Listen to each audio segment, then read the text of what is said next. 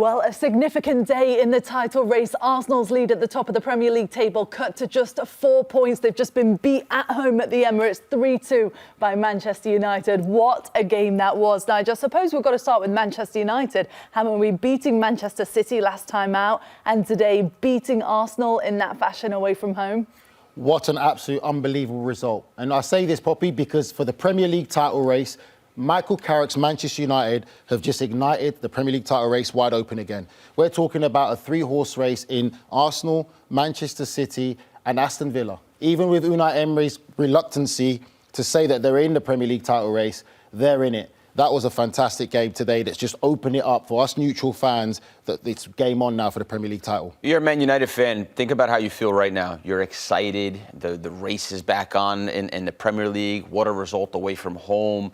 The gamesmanship at the end of the game, the type of goals you scored and the way you scored them in the moments that you scored them when you needed them the most. Nobody remember how you played, if you played well, if you played 5-10-2, if you played 3-4.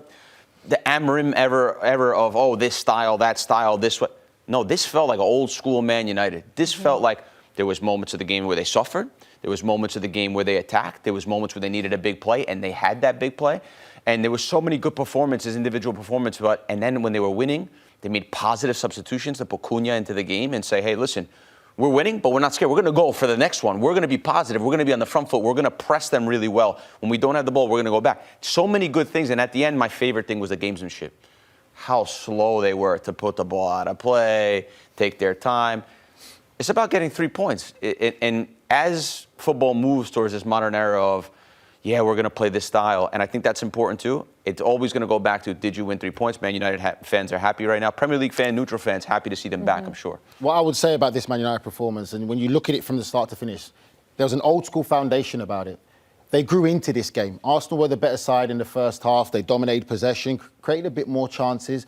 But Man United never looked vulnerable. As we've seen them, I felt under Ruben Amorim like they're going to concede, or they looked vulnerable like they're going to break eventually. They looked like there was a confidence about them. There was a swagger, there was a belief. There was a real solidarity that I haven't seen in this Manchester United side for so long. And as that game went on, they really grew into it. When it went to 1-1, you just felt that Man United really could go on to win this. Because with Arsenal's side, we've seen them not put in full 90-minute performances. We've seen them look vulnerable. We've seen them get to the last 15, 20 minutes where they can't see out a game or get that win.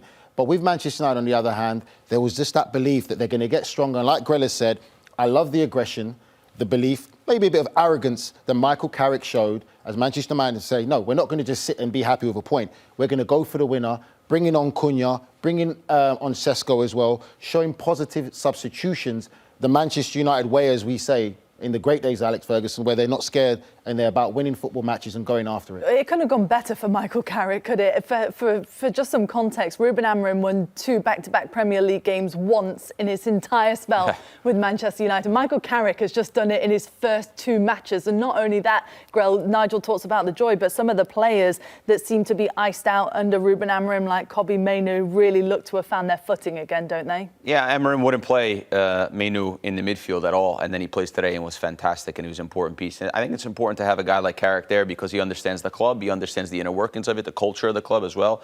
It just felt today like an old school Man United result, an old school Man United performance, a fearlessness, a sort of, heart on the badge kind of performance. And yeah, you can't look into it too much because it's one performance, but it was a lot of positives to take away from it. And again, not their best game, not from start to finish, not to say, oh, they played this tantalizing football. No. But they scored 3 goals against an Arsenal side that hadn't conceded 3 goals for 2 seasons now, since 2023.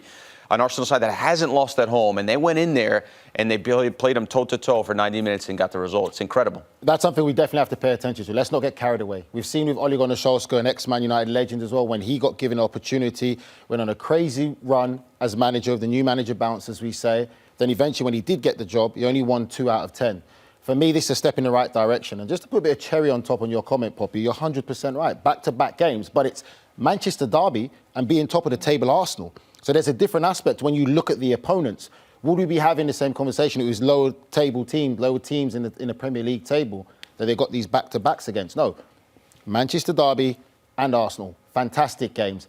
The Kobbie Mainoo, for me, situation is just shows to show about managers and how football's seen through so many different lenses. Ruben Amorim was stubborn to say Kobbie Mainoo's not in the team because he's not training well, because of different circumstances that we don't get to see. We're not there in the day-to-day runnings of it. Then he said that Kobbie Mainoo's in competition with Bruno Fernandes. Now we look at Kobbie Mainoo going alongside Casemiro, Bruno Fernandes. They're all playing in the same team, and they look a lot more resilient Manchester United side than I've ever saw under Ruben Amorim. We don't know sometimes what goes on behind closed doors, and I know sometimes managers find it hard to say, I just don't fancy this player. There's no reason behind it. I just don't like this player and don't think he's going to play for me. Just be honest sometimes and making up things that people will start speculating that he's got a bad attitude or this or that. Had a fantastic performance today alongside Casemiro. I think one of the great changes as well I want to talk about is Dorgu. Dorgu, for me, under Amorim, played higher up the pitch, had some success, got a win, and then obviously he had these little outbursts which led to him losing his job.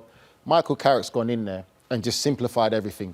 Dorgu, for me, is way more dangerous, higher up the pitch, playing in this left-hand side wing-back role higher up than he is doing defensively. When you talk about the mindset, it's different when you have that mindset where you have to defend first and then you can get forward. Dorgu, you get more productivity out of him saying, go up the pitch, go cause carnage. And he did that today. And we've seen how his performances have changed. I've been very critical of him when he first came to Manchester United. But now we're starting to see finally as a home how he can be influential for Manchester United and be an important player for them when he starts higher up the pitch. I mean, it was a surprise, wasn't it, to see anybody put 3 past Arsenal, given the defensive form that they've been on. But what will Mikel Arteta be most disappointed with, Grell, now that the lead is only 4 points and they've still got to play Manchester City this season as well? So it could go back down to 1 point and then all of a sudden you feel like Arsenal have been in this position way too many times. There's a few issues that they do have if we're going to put cracks into what this Arsenal side is. Number one, when you want to win things, which Arsenal haven't won a lot of things in the last past, that's always the conversation about Arsenal. Mikel Arteta will be upset in the fact that they switched off in the most important moment because they had 1-0 at home, in control the first half, in control. It was just another day for Arsenal. You knew they were going to score in a set piece at some point. You knew they were going to be good defensively and organized. They have the game in control. They're playing a Man United side with a new manager that maybe they're not the final product yet, right? They're in full control. But at the highest level, you can't switch off. They switch off. Saliba gives the pass a little too hard to Zubimendi. Zubimendi switches off totally and gives it back away. And then Mbeumo puts the goal in, and then it's 1-1.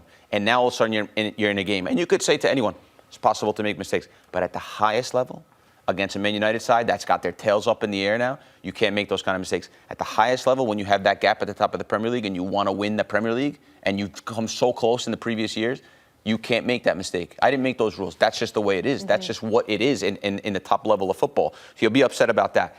He'll be upset at the fact that they've only trailed 226 minutes all Premier League season, right? They looked awkward being behind. They looked like they didn't know how to get back in the game. Man United pressed them. Saka receiving the ball 40, 50 yards from his own goal, facing his own goal, trying to do whatever he can just to retain possession. The Man United didn't let him face them up. They didn't let him get into the difficult situations. So I thought they looked awkward when they didn't have the lead. And then the big one, the elephant in the room, right? Who scores their goals? Who can he count on in the biggest moment when he needs a goal? If they are trailing in the Champions League, down the stretch in the Premier League, who can they count on? It's not Gyökeres. It's not Jesus. It's not Eze. These guys no one has more than 5 goals in the Premier League on this team. But that's unbeatable. Also said that's a big problem in a way, isn't it? That one person's not leading the way, they're not relying on it. Can you look at the positive of that too? You can say that also, but in the big moment, like in this one, with 10 minutes left, right, and you need a goal, or 5 minutes left and you need a goal, who's going to get that goal? You're not sure it's going to get the goal, and we're going to show a graphic of Saka and his performance of the last 13 games in all competitions, and it's really poor. So in the biggest moments. And there's going to be big moments coming down the stretch here. This is the one of Saka.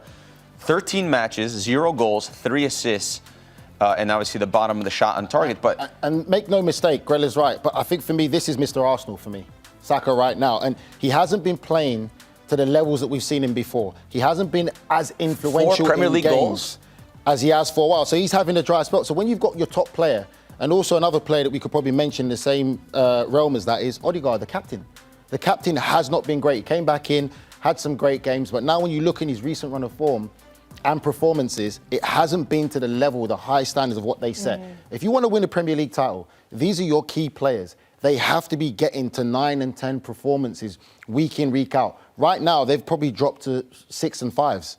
They've been 6 and 5, So but luckily they've surrounded by other Are you concerned that teams. this is just more than a blip? It's not like today is just a bad day at the office. This is more concerning for the top players that are underperforming and they've been scraping by with the results when they have been getting them? I would say it's a worry for Arsenal because we have seen a pattern of performances where they have struggled, especially at home towards the back end, where it's not been a full 90-minute performance, especially when you're leading the Premier League title race. And then now also you're seeing a drop-off from your key players. You're talking about Saka, Odegaard. Grella makes a point. Gyökeres, they brought him in as a striker to get goals. He never looks like he's really going to score in open play or affect the game as you really want him to. Gabriel Jesus had a good bit of form right now, started today, didn't really impact the game. So it is a worry. And it's a worry because you're leading the Premier League title race right now. And you've got Manchester City with experience with only 4 points behind you and Aston Villa who are only 4 points behind you. That gap is not big enough still with what's to play for. Arsenal still in the Carabao Cup and also still in the Champions League. So that's a bit of a worry. Well, speaking of the Champions League, it is interesting, Grella, because they're at the top of the standings. They've got Kaira Almaty at home this week. If you're Mikel Arteta, what do? Do you rotate and rest a lot of players and then wait for Leeds at the weekend? Because Leeds, even though they're 16th in the Premier League, they've also sprung some surprises against top teams in the Premier League. The mighty Whites. For sure. They're already in automatically in the top 8, and they're perfect in the Champions League. So there's no reason. They've done all their work there. And they're going to get not only the last match day, they don't have to play a strong team. The result is irrelevant for Arsenal in the last Champions League game. I'll be careful with that. Why? Because of the mindset. You've just lost to the Premier League, to Manchester United. I know, yes, you're facing Kaira Almaty. It's the Champions League, but you don't want to lose again. That's the thing. You don't want to come off a loss to with the amount Manchester of games they're United playing. I rest my first team. So then your team will go. 1,000,000%. Your team will go to face Leeds, and you come off 2 back-to-back losses. I don't think it's something that you'd really want to do. You're gonna lose to Kaira Almaty with your second team? You never know. Just very quickly, do Arsenal win the title and do Manchester United finish in the top 4?